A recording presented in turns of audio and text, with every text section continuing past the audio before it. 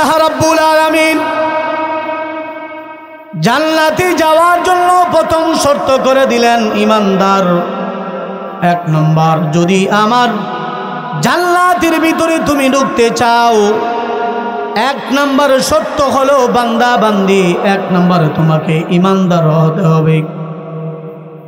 ইমানদারির জন্য আল্লাহ রাব্বুল আলামিন ইমানদার বান্দা বান্দির জন্য আমার আল্লাহ জান্নাতুল ফিরদাউস দান করবেন। জান্নাতে ঢোকার জন্য এক নম্বর শর্ত হলো ঈমান, দুই নম্বরের শর্ত হলো ওয়া আমিলুস সালিহাত। দুই নম্বর শর্ত হলো ওয়া আমিলুস সালিহাত, নেক আমল। নেক আমলের মধ্যে একটা হলো নামাজ, দুই নম্বর হলো রমাদানের রোজা, তিন নম্বর হলো যাকাত, চার নম্বর হলো হজ। মা বোনদের জন্য হলো পর্দা, মা বোনদের জন্য আরেকটা হলো স্বামীর খেদমত করা। যেই কথাগুলো বললাম আরো অন্যান্য নেক আমল করা। আল্লাহ রাব্বুল আলামিন বলেন জান্নাতে যদি তুমি ঢুকতে চাও, এক নম্বর ইমানদার হতে হবে। বেঈমান অবস্থায় নবীর বাপ যদি হয়, তাহলে কোন নবীর বাপও এমন ভাবে বেঈমান অবস্থায় জান্নাতে ঢুকতে পারবে না। তাহলে আসুন জান্নাত কেমন হবে, জান্নাতটা কেমন হবে আসেন। যেই জান্নাতে আমাদের আল্লাহর সঙ্গে চুক্তি হয়েছে, আল্লাহ আমাকে আপনাকে জান্নাত দিবে। জান আমি মাল দিলে আল্লাহ আমাকে জান্নাত দিবে। আসেন আমরা জান্নাতের ভিতরে কিছু বর্ণনা দেই, জান্নাতের ভিতরে কিছু বর্ণনা শুনেন। আল্লাহর হাবিব রাহমাতুল লিল আলামিন বলেন, কিয়ামতের কঠিন ময়দানে বান্দা যখন ডান হাতে আমলনামা পাবে, বান্দা বান্দি যখন ডান হাতে আমলনামা পাবে, ডান হাতে আমলনামা পাওয়ার পর বান্দা বান্দি যখন 30,000 বছরের ফুলসিরাতের ব্রিজ পাড়ি দিয়া যখন বান্দা বান্দি জান্নাতের ভিতরে ঢুকে যাবে, জান্নাতের ভিতরে ঢোকার আগে আল্লাহ রাব্বুল আলামিন ফেরেশতাদেরকে বলবেন, ও আমার ফেরেশতারা, আমার বান্দা বান্দীদেরকে আমি আল্লাহ দুনিয়াতে পাঠাইছিলাম, দুনিয়ার সিস্টেম অনুযায়ী আমি আমার বান্দা বান্দীকে আমার জান্নাতে ঢুকাবো না। জান্নাতের সিস্টেমে আমি আমার বান্দা বান্দীকে জান্নাতের ভিতরে ঢুকাবো। আমার মায়ার বান্দা বান্দি আমার জন্য অনেক কষ্ট করেছে, আহা শীতের দিনে কষ্ট করে এশারে নামাজ পড়ার জন্য ঠান্ডা পানি দিয়ে ওযু করেছে, ফজর নামাজে ঘুম ভেঙে আবার ঠান্ডা পানি দিয়ে ওযু করেছে, আমি আল্লাহকে স্মরণ করেছে।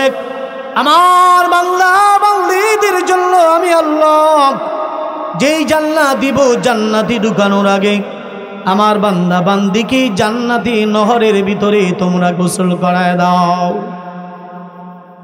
জান্নাতি নহরের ভিতরে যখন জান্নাতি মানুষকে গোসল করানো হবে, এক নম্বর পরিবর্তন আসবে আপনার আমার দেহের মধ্যে। আপনার আমার দেহ তখন আর এমন থাকবে না 5 ফুট আর 6 ফুট 60 ফুট লম্বা হবে, এমন থাকবে না।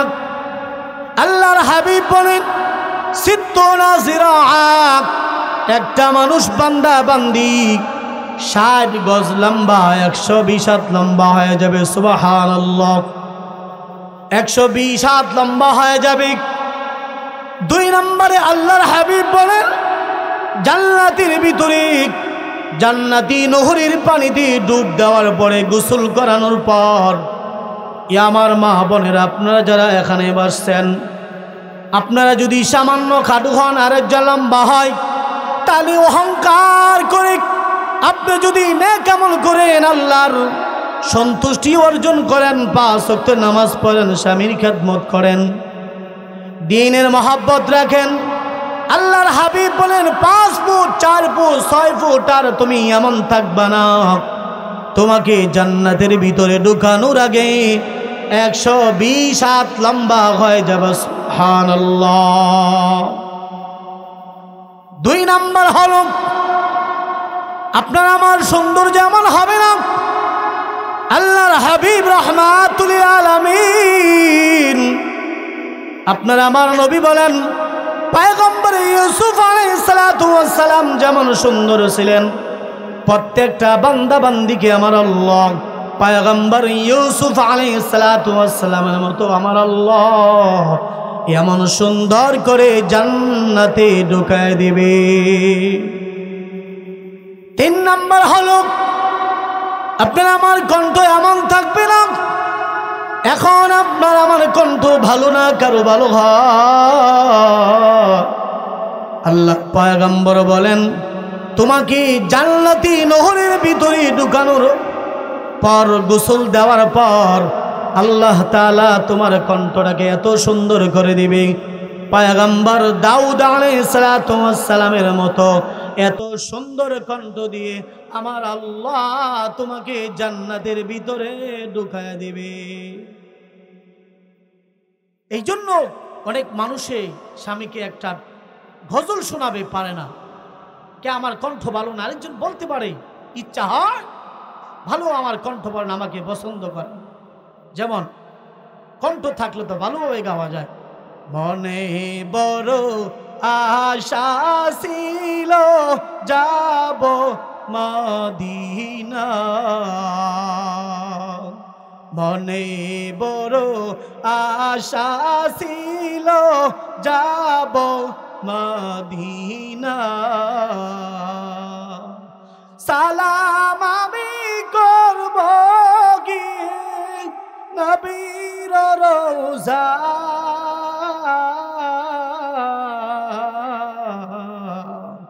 মনে বড় আশা ছিল যাব মদিনা,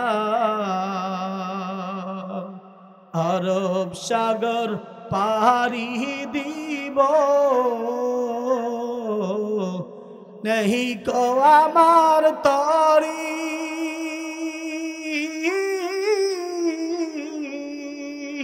পাখি নাই যে উড়ে যাব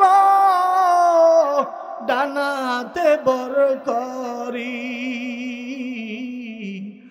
আশা আছে সম্বল নাই করি কি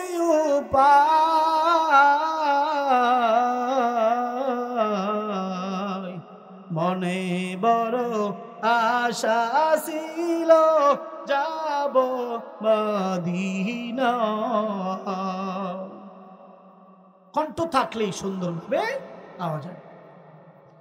আল্লাহর হাবিব বলেন জান্নাতি বান্দা বান্দিকে পয়গম্বর দাউদ নবীর মতো কণ্ঠ দেওয়া হবে, কণ্ঠ পাবেন সুন্দরও পাবেন, সুন্দরের জন্য আর কোনো আশা থাকবে না, দেহ লম্বা থাকবে। হুজুর এখন যদি কণ্ঠ ভালো থাকে সুন্দরও বেশি হয়, কিছু লম্পট পুরুষ এমন আছে স্ত্রী ছাড়া অন্য মহিলাদের সঙ্গে টাঙ্কি মারে, আসরে নাই বদচরিত্রের মানুষ, হুজুর কোন কি হবে নাকি আমার স্বামী, না মানা এমন হবে না। আল্লাহর হাবিব বলেন জান্নাতের ভিতরে পয়গম্বরে আরবি আমার আপনার নবীর মতো আল্লাহ এত সুন্দর চরিত্র দিয়া একটা মানুষকে জান্নাতের ভিতরে ঢুকায় দিবে। এখন আসেন জান্নাতটা কেমন হবে? 6666 তালা উপরে, দুনিয়াতে 300 তালা 400 তালা দালান পৃথিবীর মধ্যে আবিষ্কার হয় নাই। আপনার সন্তানকে যদি হাফেজে কোরআন বানান, একজন আলেম বানান, আল্লাহর হাবিব বলেন ইকালু লিসাহিবিল কুরআন ইকরা ওয়ারতাকি ওয়ারাতিল কামা কুনতা তুরাতিলু ফিদ দুনিয়া ফাইন্না মানজিলাকা ইনদা আখিরি আয়াতিন তাকরাউহা। হাফেজে কোরআনকে বলা হবে ও হাফেজে কোরআন পড়ো এবং পড়ো, তোমার পড়া যেখানে শেষ হবে ওইখানেই তোমার বাসস্থান হবে। কোরআনে কারিমে 6666 আয়াত আছে। আপনার সন্তান যদি আলেম হয় হাফেজ হয়, আল্লাহ আপনার সন্তানকে আপনাকে 6666 তালার জান্নাতের মালিক বানায় দিবে। সুবহানাল্লাহ। জান্নাতের ভিতরে আল্লাহর হাবিব বলেন, মা আল্লাহ কোরআনে বলেন, মা তাশতাহি আনফুসুকুম ওয়ালাকুম ফিহা মা তাদউন। বান্দা বান্দি তুমি যখন যা চাইবে, আহা দুনিয়ার জমিনে আমি গরিব হওয়ার কারণে অন্যের বাড়িতে আজকে বিবাহের আয়োজন, আমি গরিব হওয়ার কারণে কিছু দুনিয়া মন আছে আপনার সন্তানকে দাওয়াত দেয় না। আপনার সন্তানগুলা আমার কাছে বলে, আম্মা পাশের বাড়িতে আজকে বিবাহের আয়োজন, কত মানুষেরা গোশত খায়, ও আম্মা আমাদেরকে দাওয়াত দেয় না, তুমি কি যাবা না? মা তখন রিকশা চালাবো, মা চোখের পানি আসল দিয়ে মুছে, বাবা রে আমাদের তৌফিক নাই, তৌফিক থাকলে আমাদেরকে তারা বড় লোক দাওয়াত দিত। এ আমার মা বোনেরা, দুনিয়াতে গরু গোশত খাওয়ার ইচ্ছা হয়, ওই যে আপনি পারেন না, আহা মানুষ দামি শাড়ি আপনি পরতে পারেন না। আল্লাহর হাবিব রাহমাতুল্লিল আলামিন বলেন, উম্মতের মহিলারা টেনশন করার দরকার নাই, নেক আমল করো, ঈমান মজবুত করো, জান্নাতের ভিতরে মা তাশতাহি আনফুসুকুম ওয়ালাকুম ফিহা মা তাদউন। বান্দি তখন তোমার যা চাইবা তা আল্লাহর সাথে সাথে তোমার জন্য বরাদ্দ করে দিবে। আল্লাহ রাব্বুল আলামিন বলেন, তুমি এবং তোমার স্বামী একসাথে বসে থাকবা, আলা সুরুরিন মাউদুনা মুত্তাকিনা আলাইহা মুতাকাবিলিন। স্বামী একটা চেয়ারে বসবে, স্ত্রী একটা চেয়ারে বসবে, আড্ডা গল্প দিবি, আর চা কফি আনার জন্য খাদেম লাগবে না। আল্লাহ রাব্বুল আলামিন বলেন, জান্নাতি বান্দা বান্দির জন্য কমপক্ষে 8 লক্ষ খাদেম দেওয়া হবে। সুবহানাল্লাহ। টেনশন নাই, আর কাজ করা লাগবে না। জান্নাতে কিন্তু কাজ নাই, শুধুমাত্র খাওন আর খাওন। ওই জান্নাতের ভিতরে কাজ নাই, কাজ হলো দুনিয়াতে, কাজ হলো ঈমান মজবুত বানান আর নেক আমল করলে আল্লাহ রাব্বুল আলামিন বলেন যে আমি আল্লাহ তোমাকে ওই জান্নাতের ভিতরে দিব, জান্নাত তোমাকে দান করব। মা তাশতাহি আনফুসুকুম ওয়ালাকুম ফিহা মা তাদউন। জান্নাতের ভিতরে তুমি যা চাইবা, যখন যা চাইবা, গরুর গোশত খাওয়ার ইচ্ছা হয়েছে, সাথে সাথে আল্লাহ তোমার মুখের সামনে হাজির করে দিবে। হরিণের গোশত খাওয়ার ইচ্ছা হয়েছে, উটের গোশত খাওয়ার ইচ্ছা হয়েছে, পাখির গোশত খাওয়ার ইচ্ছা হয়েছে। এক একজন মহিলাকে 10 আঙ্গুলের মধ্যে 10টা আংটি পরায় দেওয়া হবে, কানের মধ্যে অলংকার থাকবে, যা ইচ্ছা হীরা মণি মুক্তা যা আপনি দেখেন নাই। আল্লাহর হাবিব বলেন, আ'দাতু লিইবাদিয়াস সালিহিন মা লা আইনুন রাআত ওয়ালা উযুনুন সামিআত ওয়ালা খাতারা আলা কলবি বাশার। মহিলাকে এমন সুন্দর করা হবে, আসমানের চন্দ্রের চাইতে আপনি আরো সুন্দর হবেন। আপনার চামড়ার ভিতরে আরো কয়েকটা চামড়া আছে, চামড়ার ভিতরে হাড্ডিগুলা দেখা যাবে, হাড্ডির ভিতরে মজ্জা আছে, এরকমভাবে ক্যালসিয়াম আছে, রক্ত কিভাবে চলাচল করে, এমন সুন্দর হবে যেই সুন্দর আপনি জীবনে কল্পনা করেন নাই। এত খাবার দেওয়া হবে, এত পোশাক পরিধান করা হবে। আল্লাহ বলেন, ওই জান্নাতে যদি ঢুকতে চাও, জান্নাতে গাড়িও আছে, জান্নাতে বাড়িও আছে। সুখ শান্তি হলো জান্নাতের ঠিকানা, নাম অশান্তি আর দুঃখ কষ্ট হলো জাহান্নাম। জান্নাতের ভিতরে কোনো ঠান্ডা নাই, কাশি নাই, আলসার, ক্যান্সার, জ্বর, ডায়াবেটিস, হাঁটাহাঁটি সকালে, এগুলা কিচ্ছু নাই। শুধুমাত্র জান্নাতে শোক, সকল দুঃখ কষ্ট হলো সবগুলো হলো জাহান্নাম। এই জান্নাত আল্লাহ আমাদেরকে দান করবে কিসের বিনিময়ে? আল্লাহ বলেন, তোমার কাছ থেকে আমি জানমাল খরিদ করলাম, তোমাকে আমি আল্লাহ জান্নাত দিব। আল্লাহ কোরআনে বলেন, وأنفقوا مما رزقناكم من قبل أن يأتي أحدكم الموت হে আমার বান্দা বান্দি আমি আল্লাহ রাব্বুল আলামিন তোমাদেরকে যে সম্পদ দিয়েছি এই সম্পদগুলো আমি আল্লাহ রাস্তায় তোমরা খরচ করো নির্দেশ আল্লাহ وأنفقوا مما رزقناكم আমি আল্লাহ তোমাদেরকে যে সম্পদ দিয়েছি সম্পদ থেকে তোমরা খরচ করো আল্লাহ বলেন তুমি যে সম্পদের দাবিদারি করো ওয়ারিস দাবি করো বান্দা বান্দি সম্পদের মালিক তুমি না সম্পদের মালিক হলাম আমি আল্লাহ রাযাকনাহুম আল্লাহ বলেন সম্পদের মালিক তুমি না তুমি কি তাকায় দেখো না বান্দা বান্দি তোমার স্বামী যখন মারা যায় তোমার আব্বা বৃদ্ধ হয়ে গেছে মারা গেছে কোটি কোটি টাকার সম্পদের মালিক ছিল গাড়ি বাড়ি ঢাকা বাড়ি নরসিংদী বাড়ি রায়পুরা বাড়ি এই বাড়ি গাড়ি ছেড়ে এমনকি আমার একজন যারা লবিউল্লাহ যারা আমাকে দায়িত্ব দেওয়া হলো গোসল করানোর জন্য যেটা আমার জন্য মহব্বত করেছে মাদ্রাসা দেখভাল করেছে আমি তার গোসল করাতে যখন গেলাম আমার মা বোনেরা তখন আমি ব্লেড দিয়া আমি তার কোমরের চাবিগুলা কেটে দিলাম যে চাবি দিয়া সে আলমারি খুলতো বা তালা দিয়া চাবি দিয়া খুলতো টাকা বের করতো ওই চাবিগুলো আমি নিজ হাতে কাটলাম ব্লেড দিয়া তার জামাগুলো কাটলাম এখন আল্লাহ বলছেন সম্পদ তোমার না সম্পদ আমি আল্লাহর দেওয়া তুমি কিন্তু কবরে যাওয়ার সময় আসছো খালি হাতে যাবাও খালি হাতে কিছু নিতে পারবা না আসছিরা উলঙ্গ অবস্থায় যেহেতু বড় হয়ে গেছো এই জন্য আমি আল্লাহ তোমাকে লজ্জাস্থান যেন মানুষ না দেখে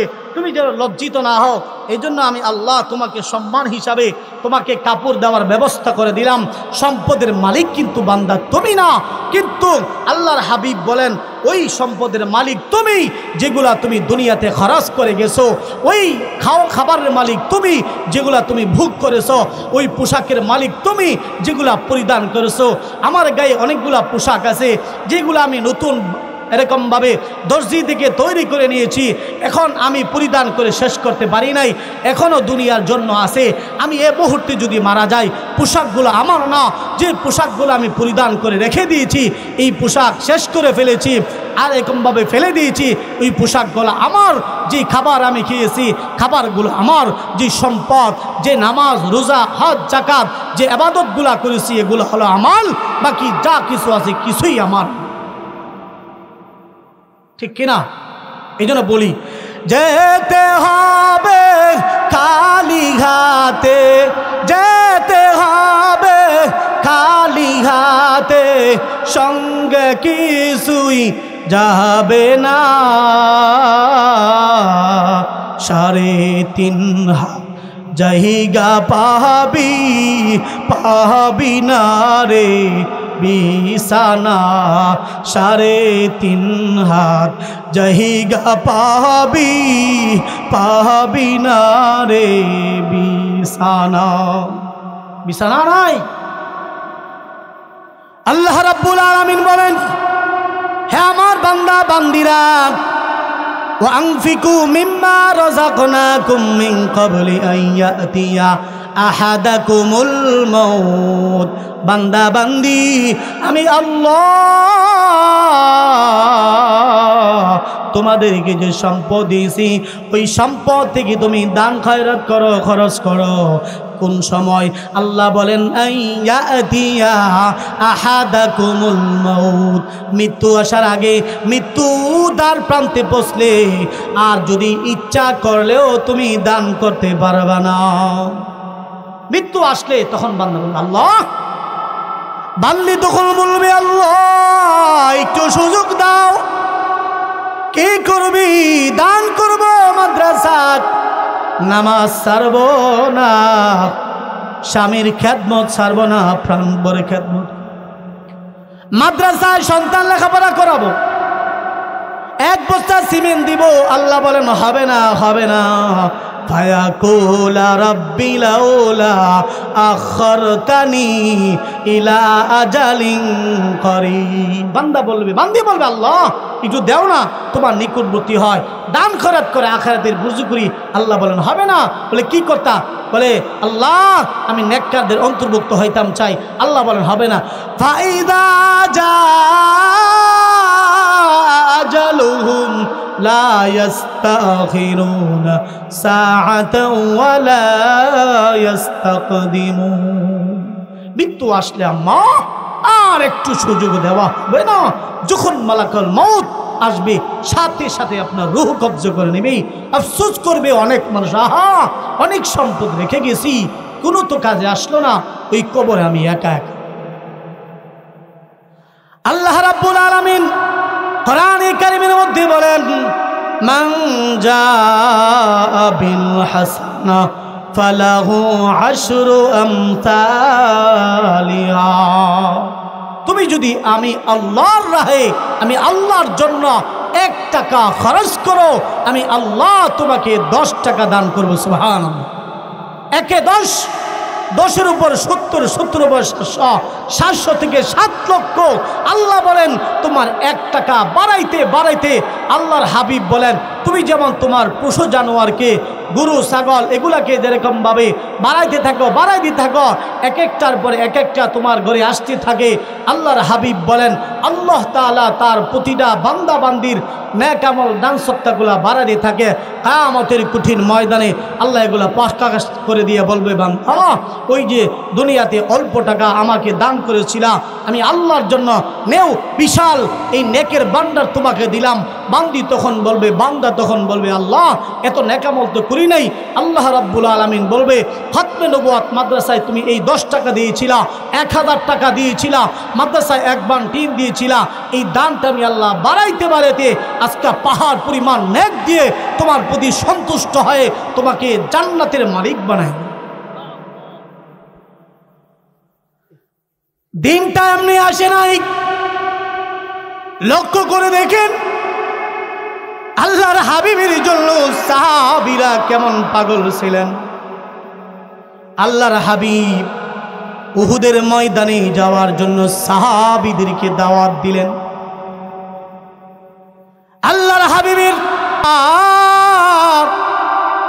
আল্লাহর হাবিবের দরবারে গিয়া বলেন, ইয়া রাসূলুল্লাহ, ইয়া হাবিবাল্লাহ, বদরের যুদ্ধে আমার স্বামী শাহাদাত বরণ করেছে, উপযুক্ত কোনো সন্তান নাই, মহিলাদেরকেও যুদ্ধের ময়দানে যাওয়ার পারমিশন নেই। আল্লাহর হাবিব আমার 6 মাসের দুধের বাচ্চাটা আজিমুসান উহুদের ময়দানে কোনো একটা কাজে লাগাইয়া দিলেন। আমার মা বোনেরা ধীরে তো বহু কষ্ট করে রক্তের পানি দিয়া ধীর আসছে রে আম্মা। আল্লাহর হাবিব রাহমাতুল লিল আলামিন সাহাবী মহিলাকে বলে, মা 6 মাসের বাচ্চা কোনো কাজে লাগবে না, নিয়ে যান।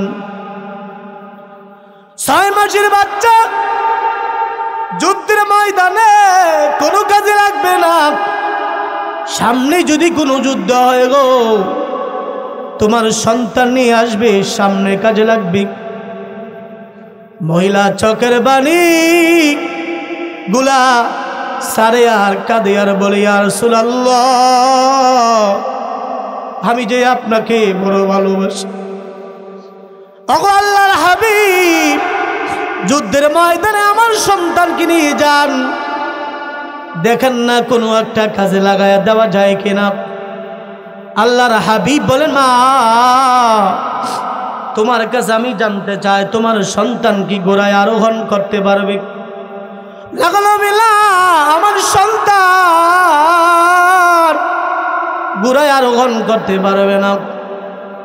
ও মা, তরবারি চালাতে পারবে না, ঢাল দ্বারা কাফের বেঈমানের তরবারির আঘাত প্রতিহত করতে পারবে না। কিছুই পারবে না, নিয়ে যাও মা, নিয়ে যাও। সামনে যদি কোনো যুদ্ধ হয় গো, তারা নিয়ে আইসো। মহিলা আল্লাহর হাবিবের প্রতি কেমন ভালোবাসা মহব্বত ছিল। আল্লাহর হাবিব বলে, ইয়া রাসূলুল্লাহ, আমি যে আমার সন্তানের চাইতে আপনি নবীকে বেশি ভালোবাসি। আল্লাহর হাবিব বলে, মা, বুঝতে পারেছি তুমি যে আমাকে তোমার সন্তান থেকে বেশি ভালোবাসো। তুমি যদি আমাকে বেশি ভালো না বাসতা, 6 মাসের বাচ্চা তো তুমি নিয়ে আসতে না। মহিলা তখন ডাক দিয়ে বলে, নবী গো, আমি জানি আমার সন্তান তরবারি চালাতে পারবে না, ডাল দ্বারা কাফের বেঈমানের তরবারির আঘাতগুলা প্রতিহত করতে পারবে না। ইয়া রাসূলুল্লাহ, একটা কাজে লাগবে।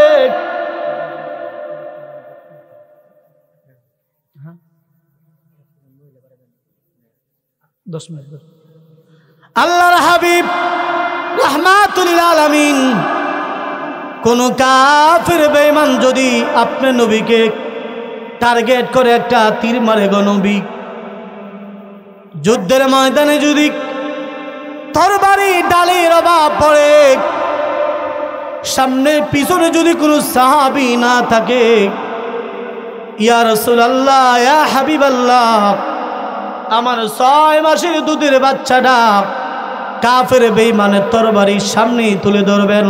আমার 6 মাসের দুধের বাচ্চার কলিজা কাফের বেঈমানের তরবারে আঘাত লেগে লেগে কলিজা ছিদ্র হতে পারে। আল্লাহর হাবিবের শরীরের মধ্যে একটা ফুলের টুকাও লাগতে পারে না। আল্লাহর হাবিব রাহমাতুল লিল আলামিন চোখের পানিগুলা ছেড়ে দিলেন। আল্লাহ রাব্বুল আলামিন খুশি হয়ে গেলেন, জিবরাইলকে পাঠিয়ে দিলেন, জিবরাইল যাও, আমার নবী এরকম ভাবে তালিকাগুলা করেছে, সাহাবীদের তালিকাগুলা করেছে, আমি আল্লাহ রাব্বুল আলামিন আসমানের মধ্যে একটি তালিকা করেছি, ওই মহিলার নামটাও আমি আল্লাহ তুলেছি।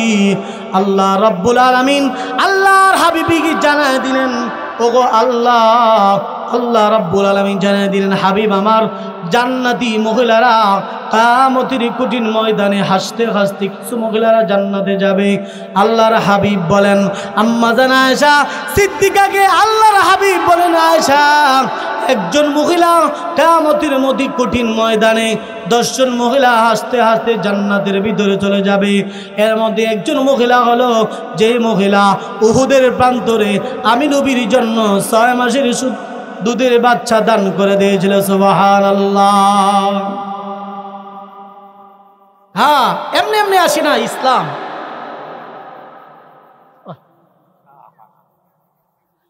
10 জন সাহাবী দুনিয়া থেকে জান্নাতের টিকিট পেয়েছেন, ওনাদেরকে আশারে মুবাশশারা বলা হয়। প্রতিটা সাহাবী হলেন জান্নাতি, কিন্তু প্রসিদ্ধ সাহাবী হলে 10 জন।